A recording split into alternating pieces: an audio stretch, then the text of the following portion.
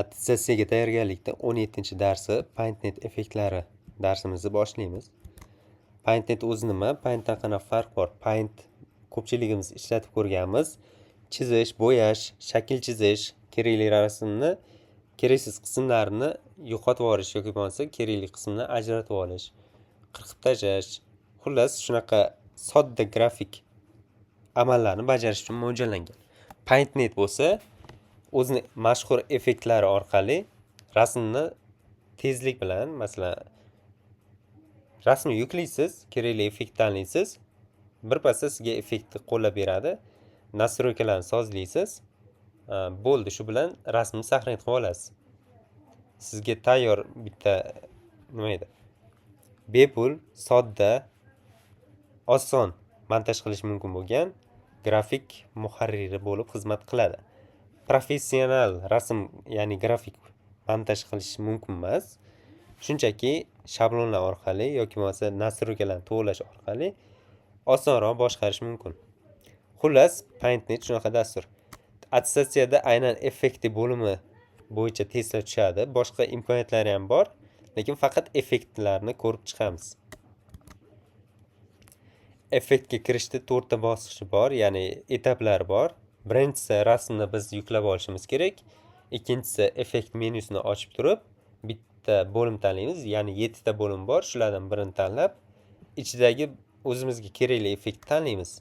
Shu bilan effekt qo'llaniladi yoki bo'lmasa nastroyka qiladigan bo'lsak qilib olamiz. Keyin rasmni qayta o'zimizga yuklab olamiz, saqlanib qilib olamiz. 7 ta bo'lim. Birinchisi для fotografiya. Fotosuratlarni, ya'ni o'zimiz selfie tushgan bo'lishi mumkin yoki oilaviy rasmimiz bo'lishi mumkin. O'shani montaj qilish uchun kerak. Ya'ni unga ko'pchilik ayollar ishlatadigan Snapchat bor. Effekt qo'yiladi yuziga yoki bo'lmasa boshqa. Shunaqa effektlar ishlatish uchun. Bunda ko'p o'zgarish bo'lmaydi, shunchaki ranglar yoki bo'lmasa ko'rinishi o'zgartiriladi. Искажение, shakl va geometriya o'zgarishi, ya'ni burab tashlanishi mumkin yoki bo'lmasa kattalashtirish, kichiklashtirish mumkin va hokazo. Художественный, siyoh va qalam eskizlari uchun, ya'ni mo'y qalamda, oddiy qalamda yoki bo'lmasa flomasterda chizilganiga effekt berishi mumkin. Shum bu rasmga masalan xuddi qum sepilgandek effekt berishi mumkin yoki o'sha narsani tozalash uchun xizmat qilishi mumkin. Shum bu shovqin degani. Rasmga xullas tasavvur qilinglar, qum sepilgan, oddiy qog'ozga chiqarilgan rasm ustiga.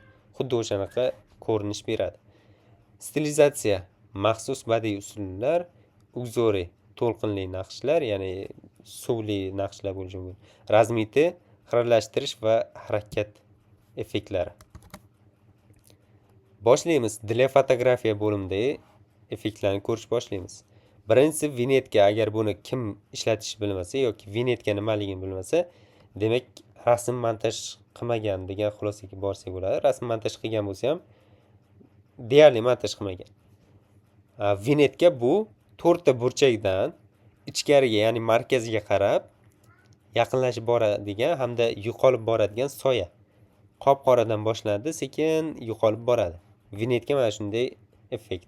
Buni qanchalik ko'p yoki kam miqdorda ishlatishimiz mana shu soya qanchalik qora bo'lishiga olib keladi. Xullas, bu для fotografiya bo'limidagi birinchi effekt. Juda ham mashhur effekt, eslaringizdan chiqarmanglar. Vinetka. Vinetka mana shunday narsa. Chekkasidan qorayib boradi.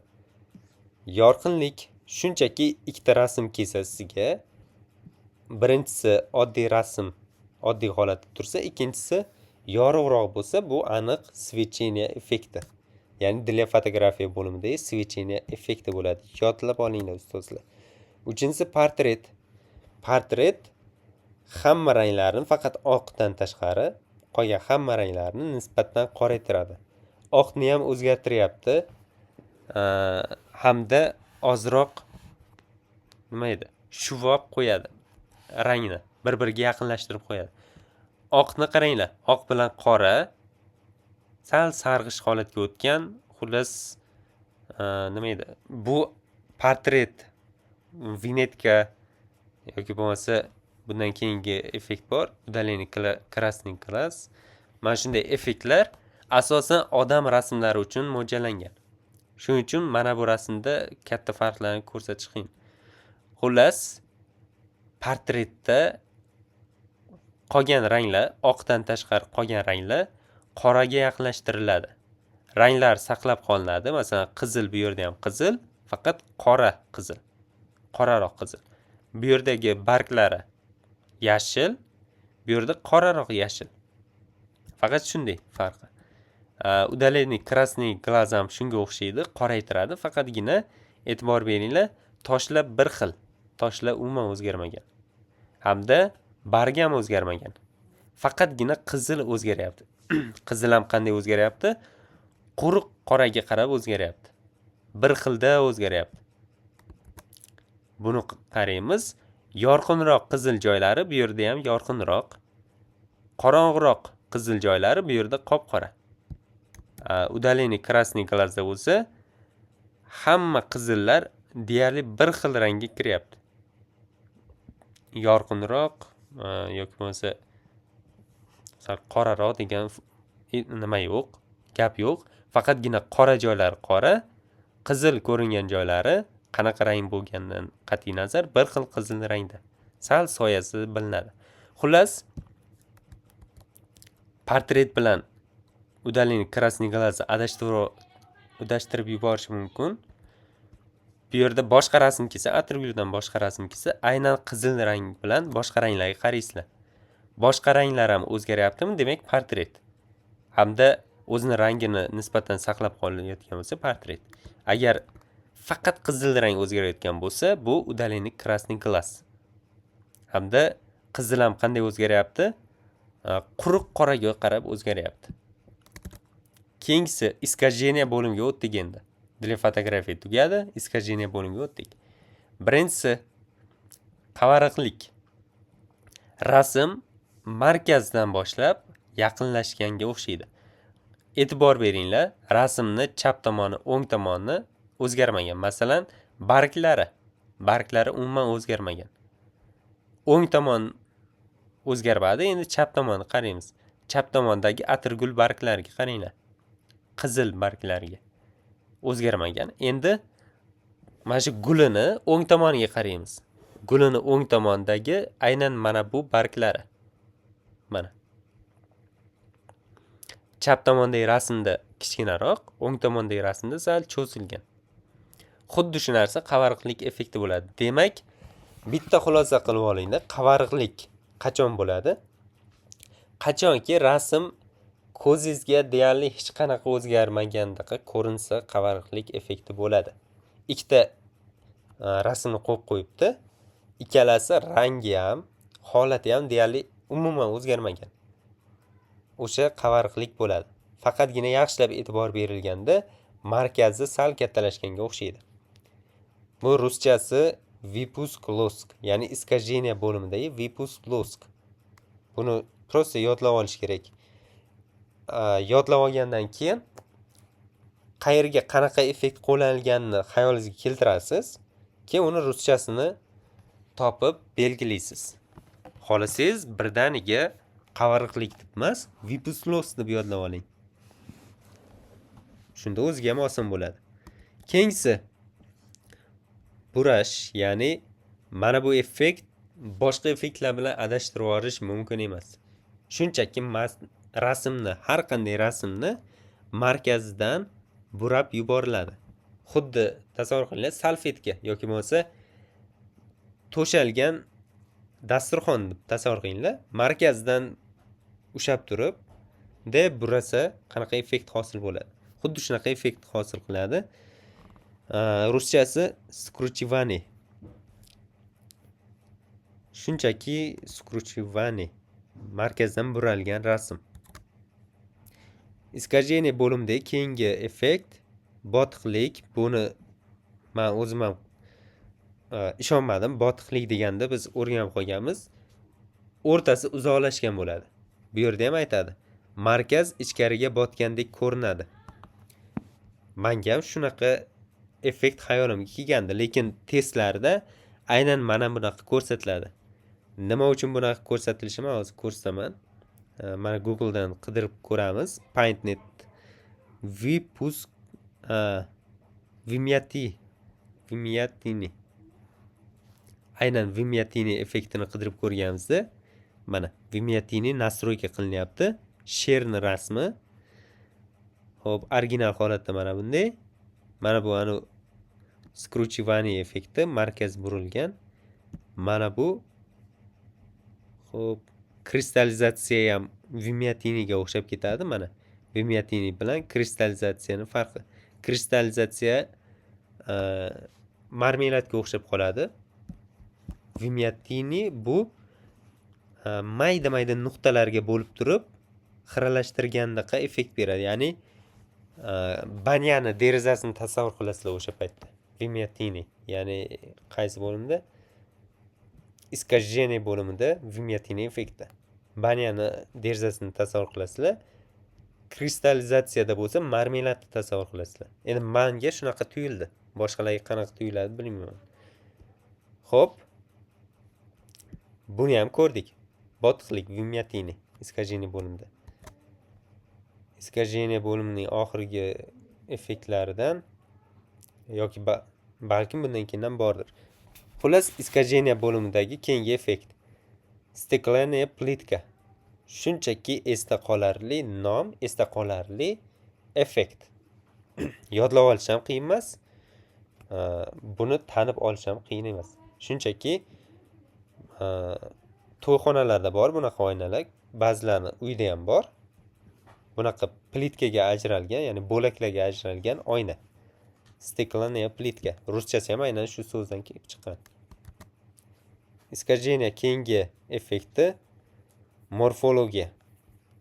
Morfologiya rasm chegaralarini matematik usulda yo'g'onlashtiradi yoki ingichkalashtiradi. Xo'p, bu yerda morfologiyani bu yerdan qidirib ko'ramiz.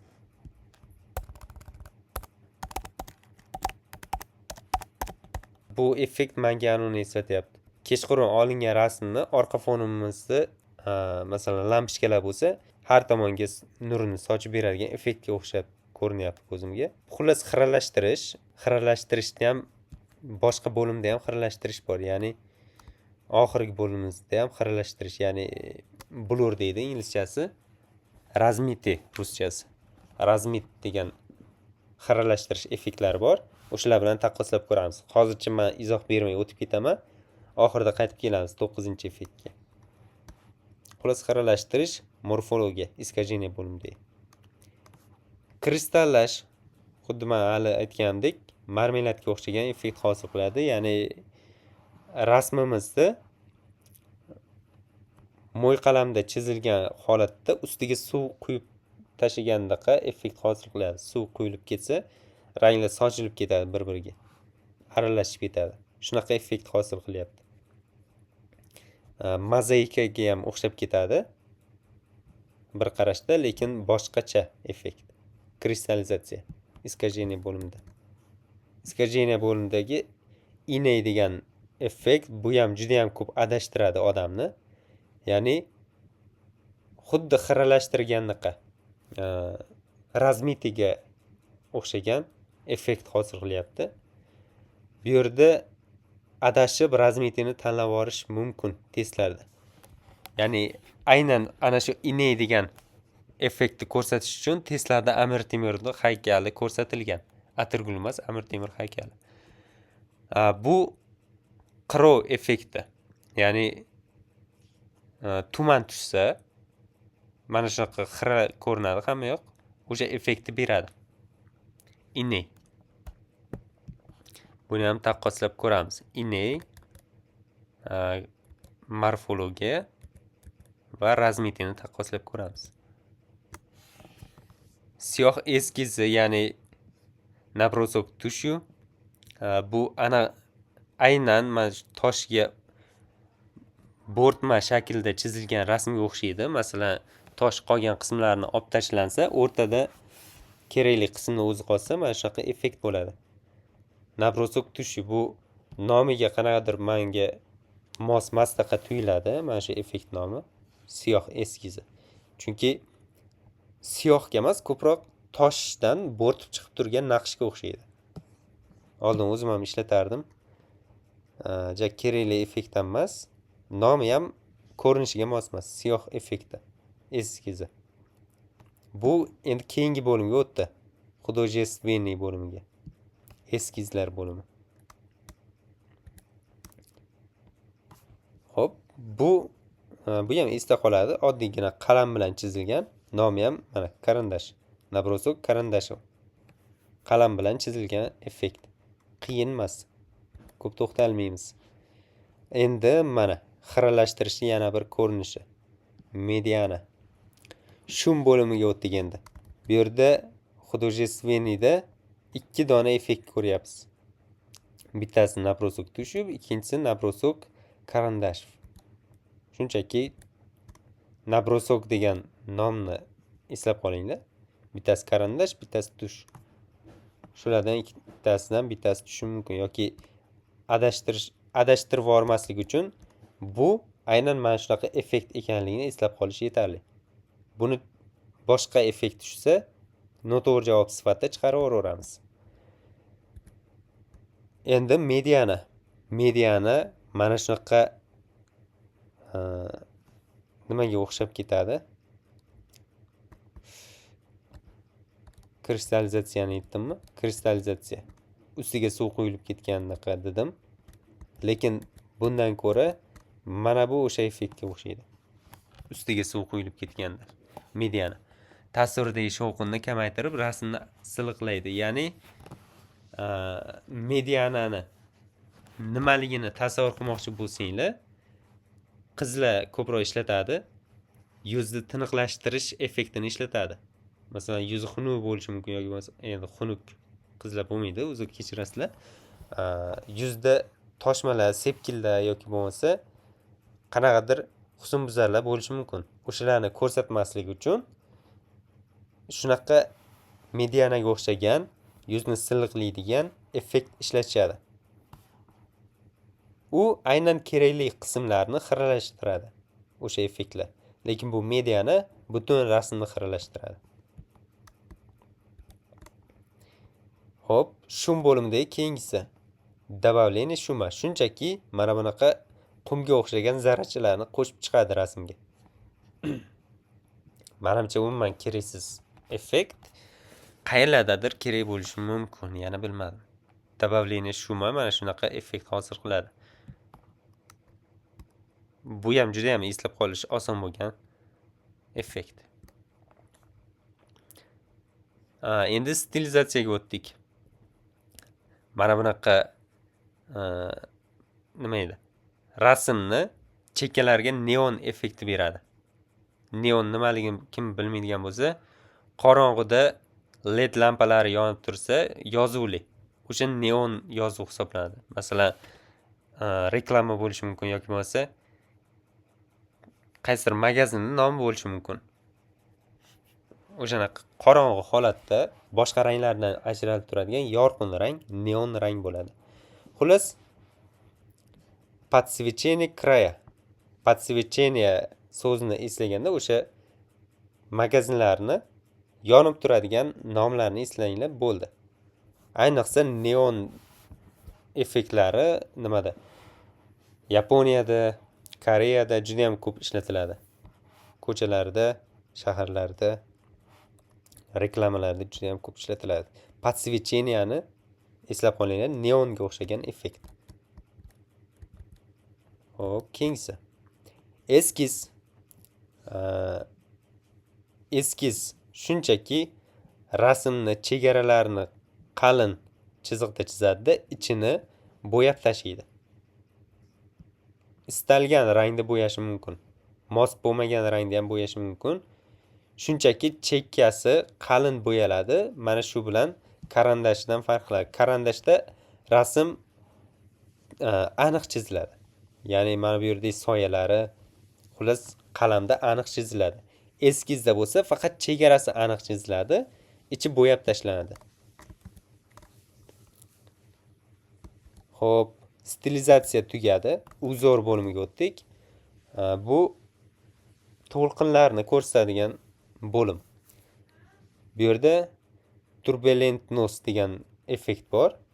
Bu xuddi suv yuzida hosil bo'lgan, masalan, yog' bo'lsa suv ustida shunaqa har xil ranglar ko'rinadi ko'zimizga. O'shunaqa effekt hosil qiladi. Suv yoki havo oqimiga o'xshash to'lqinli naqsh hosil qiladi. Uxoriyda faqatgina testda tushganim faqat shu turbulentnost. Agar mana shunaqa to'lqinli effekt hosil qilmagan rasmda shu javob bo'lsa, buni noto'g'ri javob sifatida chiqarib tashlaysizlar. Uxoriy bo'limidagi turbulentnost. Razmiti mana va nihoyat haqiqiy xiralashtirish effekti. Razmiti o'zi xiralashtirish bo'limi. Umumiy xiralashtirishlarni hammasini o'z ichiga oladi. Uning ichidagi bokeh effekti mana shunday. Ko'p miqdorda xiralashtirib oladi. Deyarli nimaligini bilib bo'lmaydi rasmni. Endi приближение razmiti bo'limida. Bu harakat degani, ya'ni markazdan tashqariga qarab radial harakat effekti beradi. Yana bitta harakatga o'xshagan narsa bu endi faqatgina gul emas, kamera harakatlanayotgan. Rasmni siljigan va ustma-ust tushgan bo'laklarga ajratadi. Ya'ni ikkita xira rasmni bir-biriga ustma-ust qilib sal siljitib qo'ysak, ikkita bir xil rasmni shunaqa effekt hosil bo'ladi. Yoki bo'lmasa, hozirgi Telegramda ham bo'lsa kerak bu narsa. Bilmadim-u, lekin telefon nastroykasida menda bor. Redmi ishlataman. Ichida shunaqa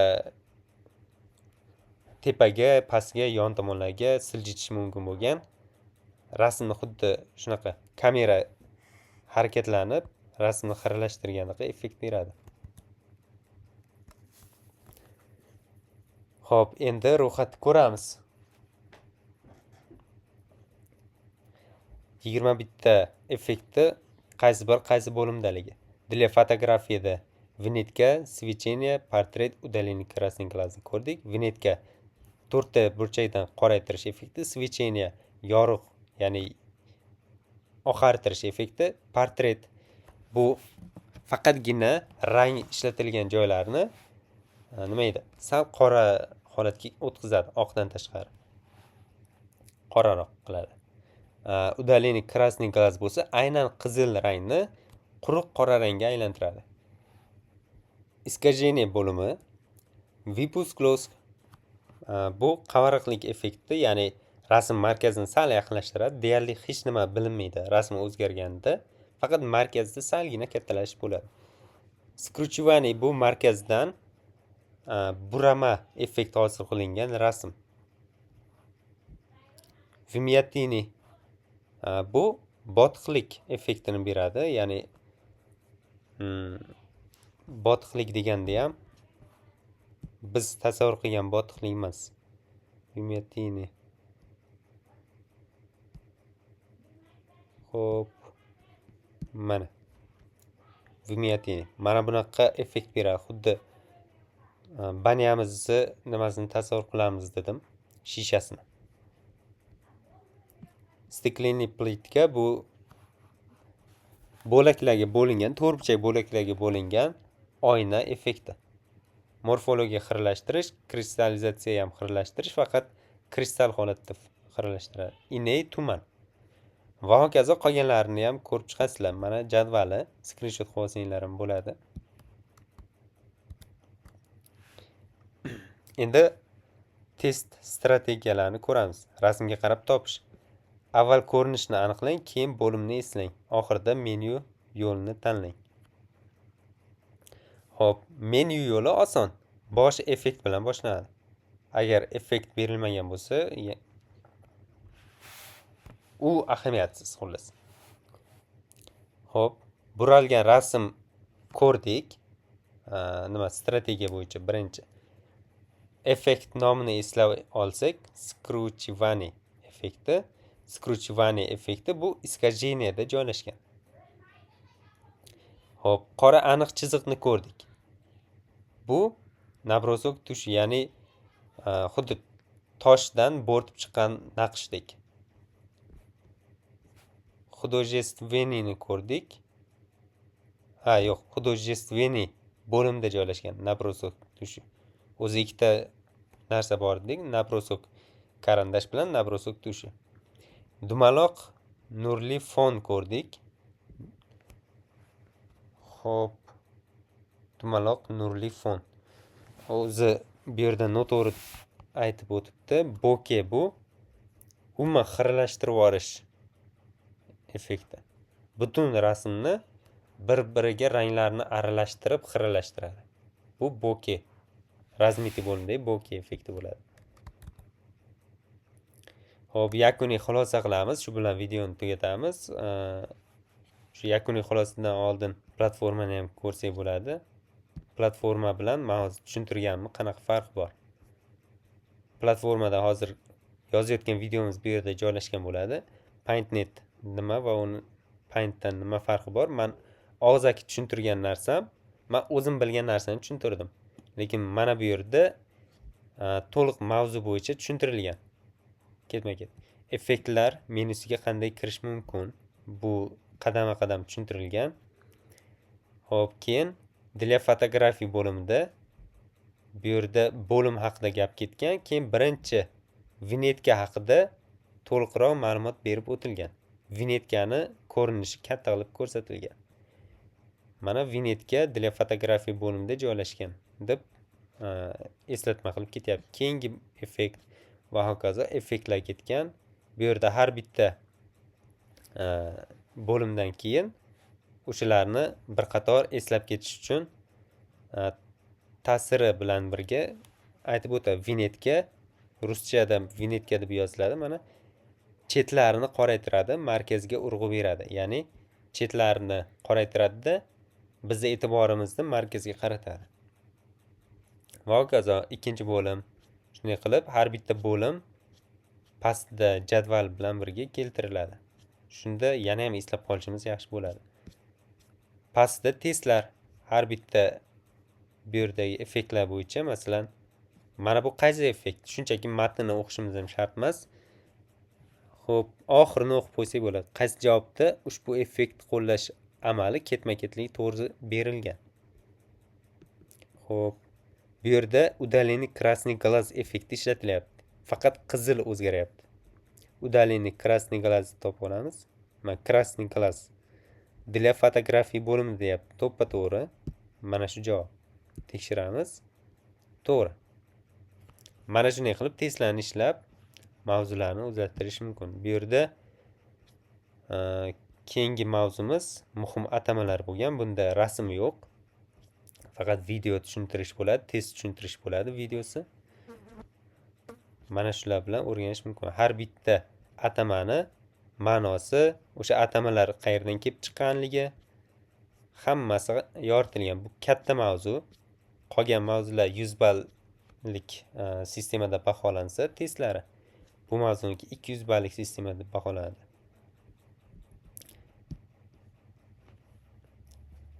Xo'p, platforma narxi unday imkoniyatlarga qarab tobora oshib boradi. Masalan, hozir asosan mavzular bilan testlar joylab boryapman. Undan keyin dasturlashga o'tgandan keyin masalalar ham joylanadi. Bu masalalar bo'limini tayyorlab qo'yganman, shunchaki hali ishlatmadim. Bu bo'limlarni yaratishni o'zi qiyin bo'ladi. Kim agar dasturlash bilsa, kodni qanaqa natija berishini tekshiradigan holatga keltirish uchun dasturni ancha ish qilish kerak. Keyin attestatsiya bo'limi. Buni endi ishlab chiqaraman. Bu hali tez orada chiqadi deb qo'yganman. Bu ishga kirgandan keyin ichidagi test tanlab turib, boshlash tugmasi bosilsa, sizga to'liq ekranda attestatsiya muhiti bilan bir xil holat ko'rsatiladi. Ya'ni vaqt teskari sanog'i, apellyatsiya yuborish, savollar tartibi, oxirida natijani chiqishigacha imkon qadar attestatsiya holati bilan bir xil holat qilinadi. Bu sizni attestatsiyaga ruhan tayyorlash uchun juda ham kerak. Hamda attestatsiyada necha ball olishingizni kirishingizdan oldin taxminan bilib olishingiz ham mumkin. Hokazo. Bu yerda masalan hozircha 6 ta test yuklangan. Shu kunlarda yana testlar yuklanadi. Taxminan 4 tacha test yuklanadi shu 1-2 kun ichida. Xullas, hozircha mana shu oyda 130 mingga olishingiz mumkin. Ya'ni iyul oyida. Mana shu hamma imkoniyatlar sizga ochiladi. Attestatsiyagacha taxminan 100 ta atrofida mavzu o'tiladi. Hozir 19-mavzu bo'lsa, keyingi mavzumiz 20-mavzu bo'ladi. Mana sanoq sistemalari 19-mavzu. Bu yerda sanoq sistemasi qayerdan kelib chiqqanidan boshlab turib, u bo'yicha masalalar tushsa, qanaqa qilib ishlash kerakligigacha tushuntirilgan. Videoda men alohida tushuntiraman. Bu yerda pastda alohida tushuntirilgan. Ikkalasini ham o'qigan odam attestatsiyada deyarli qiynalmay hamma misollarni yecha oladi. Xo'p, yana bundan tashqari taxminan 80 ta mavzu qo'shiladi. Dasturlash bo'limi bor oldinda, katta bo'lim. Undan keyin pedagogika bo'limi bor. Takrorlash qilishimiz kerak hamma mavzularni. Masalan, qaysidir testlarda tushgan savollarni men mavzu ichiga kiritmay ketgan bo'lishim mumkin. O'sha takrorlashda to'ldirib olamiz. Keyin oxirgi oyda to'liq attestatsiyaga tayyorlanish uchun faqat attestatsiya bo'limida tayyorlanish bo'ladi.